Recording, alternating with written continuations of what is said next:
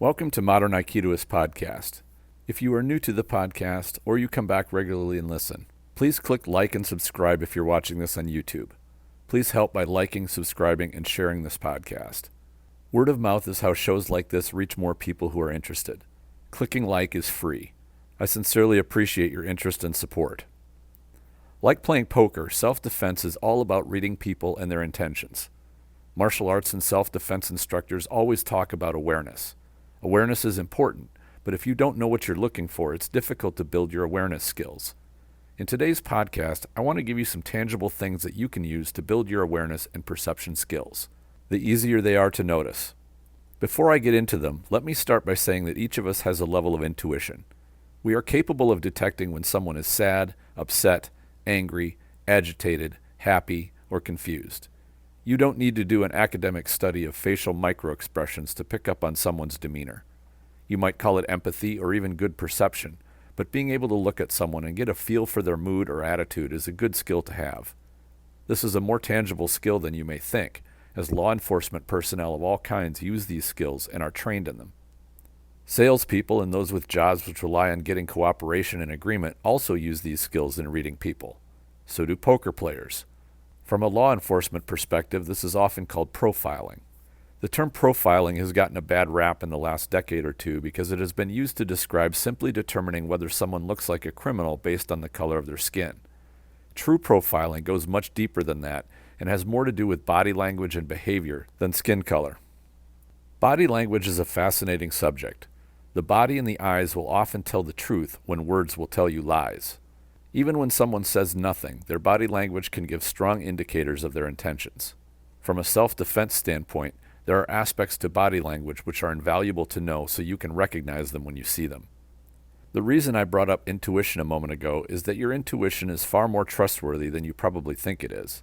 In fact, it's almost always right. If something bothers you or doesn't feel right, pay attention to that. For more on this concept, I strongly suggest the book The Gift of Fear by Gavin de Becker. De Becker does an excellent job at describing in detail how our minds go far beyond our conscious perception to detect sights, sounds, and other signals to warn us of potential dangers. We often try to rationalize these signals away because we cannot put our finger on exactly what is causing them. It is uncanny how many times victims will say after a violent encounter that something didn't feel right. Yet they thought they were crazy to worry about someone or something because they had no rational reason to be concerned. Then things went bad, and almost all of them say things like, "I should have paid attention to my instincts." I say this to reinforce the idea that if you feel in your gut something is wrong, it probably is. It doesn't matter if you cannot put your finger on exactly why. Your instincts are trying to warn you, so listen up. Reading body language uses your instincts and intuition, but what happens when you just have no idea what to be looking for? You might miss things which are important signals to someone's intent. In the case of self-defense, you might be missing some important body language which can tell you that an attack or ambush is about to happen. I'll cover the most common and obvious first, which is called the monkey dance. I came across this term by way of the authors Mark McYoung and Rory Miller. They both have abundant experience in professions which are exposed to a great deal of real-world violence. McYoung comes from a street and bouncing background, and Miller from a street and law enforcement background. The monkey dance is a mutual escalation from loudmouth comments and challenges which lead to physical posturing and often to violence. Most often these are young males who indulge in the monkey dance, but all kinds of people can do it.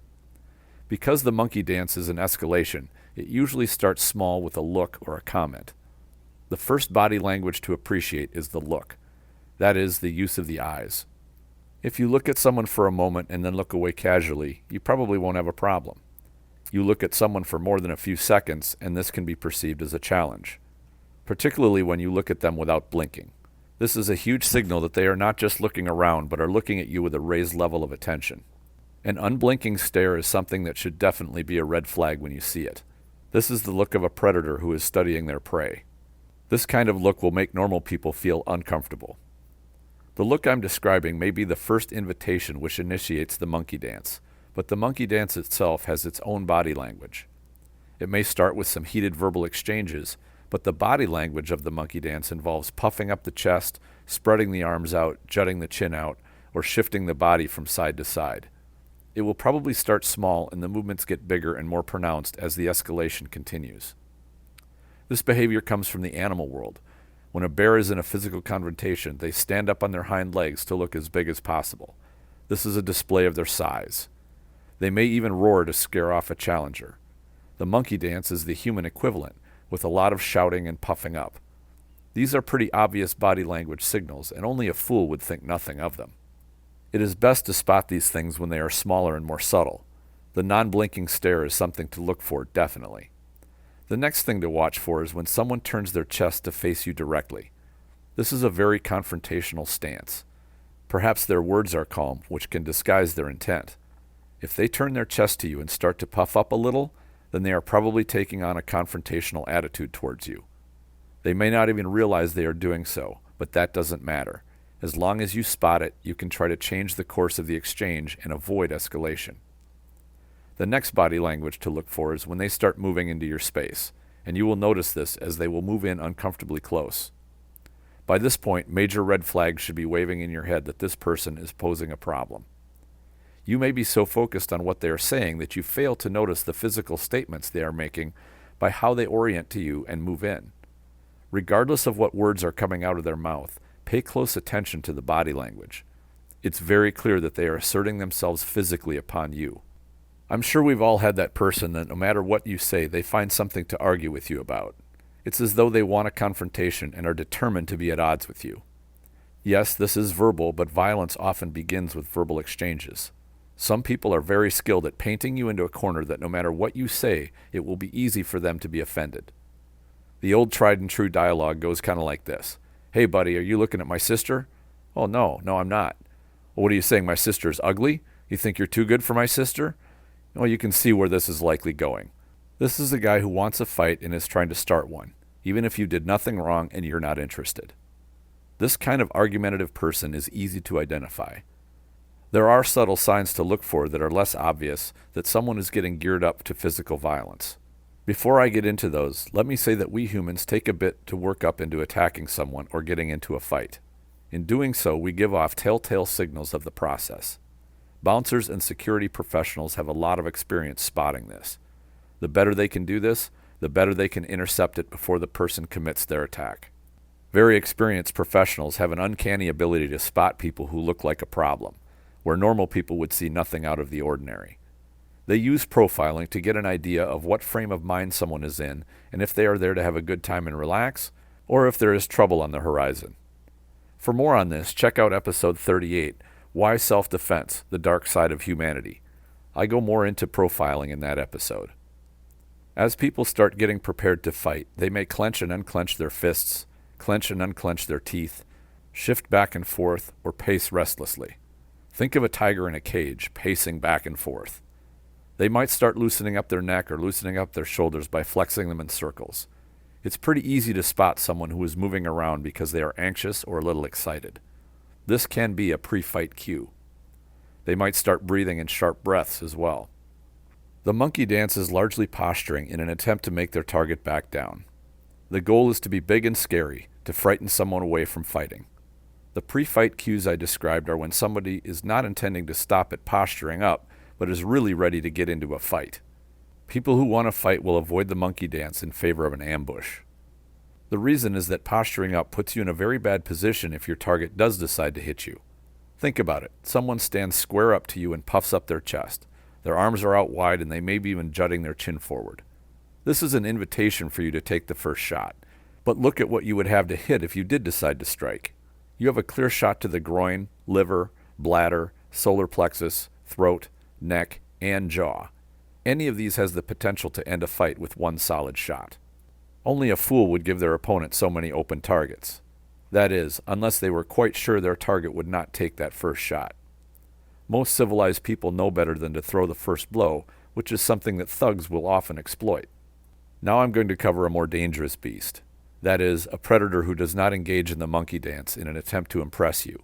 Instead, he wants to set you up for his own first strike. He will maneuver you in subtle ways, and that might be moving in somewhat uncomfortably close so that you back away. He will maneuver you into a corner or a place where your ability to escape is limited. He may put his hands on you, like resting his hand on your shoulder. This way he can feel your movements and level of tension. This is far faster and more reliable than watching you. One distinct pre-fight cue is when someone steps into a bladed stance. A bladed stance is where one foot drops back and the body turns slightly. This is a fighting stance and should be a red flag to you. It is a signal which should mean about the same as seeing someone clench their fist. They may not attack you, but this is indicating that an attack may be coming.